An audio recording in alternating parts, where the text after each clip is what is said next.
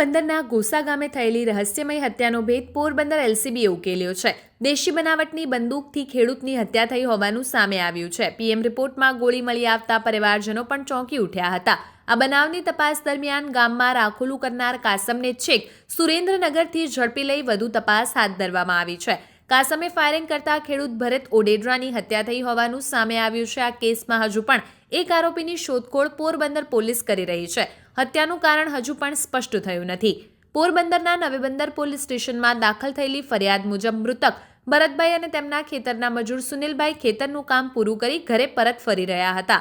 ત્યારે ભરતભાઈએ ટ્રેક્ટર ચલાવતા હતા. એ સમયે ફટાકડા ફૂટવા જેવો કંઈ અવાજ આવ્યો હતો. ત્યારબાદ ભરતભાઈએ ટ્રેક્ટર ઊભું રાખી દીધું હતું અને ચીસો પાડવા લાગ્યા હતા, જેથી સુનિલભાઈએ ભરતભાઈના ભાઈ કાનભાઈને ફોન કરી બોલાવતા તેઓ આવી પહોંચ્યા હતા, જ્યાંથી ઇજાગ્રસ્ત ભરતભાઈને સારવાર અર્થે હોસ્પિટલે ખસેડવામાં આવ્યા હતા. હોસ્પિટલ ખાતે ફરજ પરના તબીબે ભરતભાઈને મૃત જાહેર કર્યા હતા અને તેમનું પીએમ કરાવતા સાથળના ભાગેથી દેશી બનાવટની બંદૂકનો છરો નીકળતા ભરતભાઈની હત્યા થઈ હોવાની પુષ્ટિ થઈ હતી. આ બનાવ અંગે મૃતક ભરતભાઈના ભાઈ કાનાભાઈ ઓડેદરાએ નવીબંદર પોલીસ સ્ટેશનમાં અજાણ્યા શખ્સો વિરુદ્ધ BNSની કલમ 103 અને GP એક્ટ 135 મુજબ ફરિયાદ દાખલ કરાવતા પોલીસે અજાણ્યા બંદૂક ચાલકની વધુ તપાસ હાથ ધરી હતી. પોરબંદર લોકલ ક્રાઇમ બ્રાન્ચે આ મામલે ઊંડાણપૂર્વક તપાસ હાથ ધરતા પોલીસને જાણવા મળ્યું હતું કે ગામ લોકોએ રાખોલું કરવા કાસમ ખારી અને સાજણ ખારી નામના બે શખ્સોને 90,000 આપી રાખ્યા હતા અને આ ઘટના બાદ બંને શખ્સો ગામમાંથી રાતોરાત ગાયબ થઈ ગયા હતા, જેથી શંકાના આધારે પોલીસે આ બંને વિરુદ્ધ વધુ શોધખોળ હાથ ધરતા પોલીસને કાસમ ખારી સુરેન્દ્રનગર હોવાની બાતમી મળી હતી.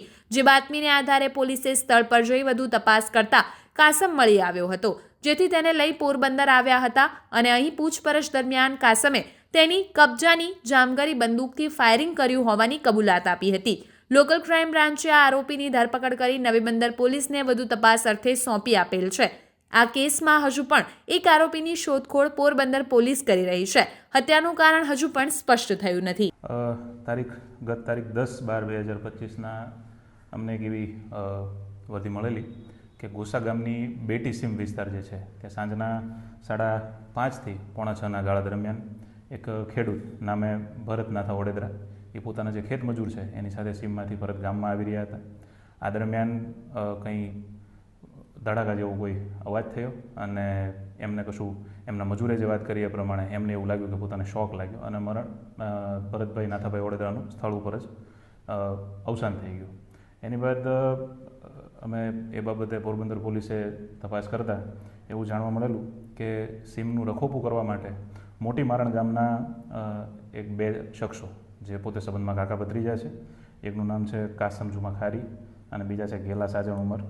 આ બંનેને ગામ લોકોએ જે ખેતરના રખોપા છે એના માટે રાખવામાં આવેલા હતા અને આ જે બંને શખ્સો છે એમણે પોતાની પાસેનું જે દેશી જામગરી બંદૂક હોય એ દેશી જામગરીની બંદૂકમાંથી એક રોજ પગાડવા માટે ફાયરિંગ કર્યું હોય અને એ ગોળી જે છે એ જે આ મરણ જનાર છે આ કામના ભરતભાઈ નાથાભાઈ ઓડેદરા એમને લાગેલી હોવાની હકીકત અત્યાર સુધીની અમારી તપાસમાં અને આરોપીની પૂછપરછમાં બહાર આવી છે.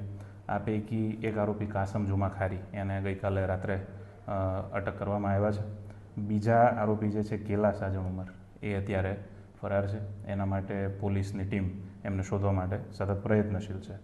બનાવના કામે આરોપીઓ દ્વારા જે હથિયાર વાપરવામાં આવ્યું છે એ હથિયાર, એની સાથેની જે બુલેટ્સ જે છે એ અને સાધનિક જે ગન પાવડર છે, આ તમામ વસ્તુ પોલીસે કબજે કરી છે. કારણ એક્ઝેક્ટ આનું શું છે એ બાબતે અત્યારે તપાસ ચાલુ છે. આરોપીના આજે અમે રિમાન્ડ નામદાર કોર્ટમાં માગવાના છીએ. વધારે તપાસ થયેથી હત્યાનો એક્ઝેક્ટ મોટિવ શું છે એ બહાર આવી શકશે. આરોપી જે છે એ ચોરીના એક ગુનામાં લગભગ સુરેન્દ્રનગર જિલ્લામાંથી નાસ્તા ફરતા આરોપી છે. આરોપી બંને મૂળ મોટી મારણ ધોરાજીના રહેવાસી છે.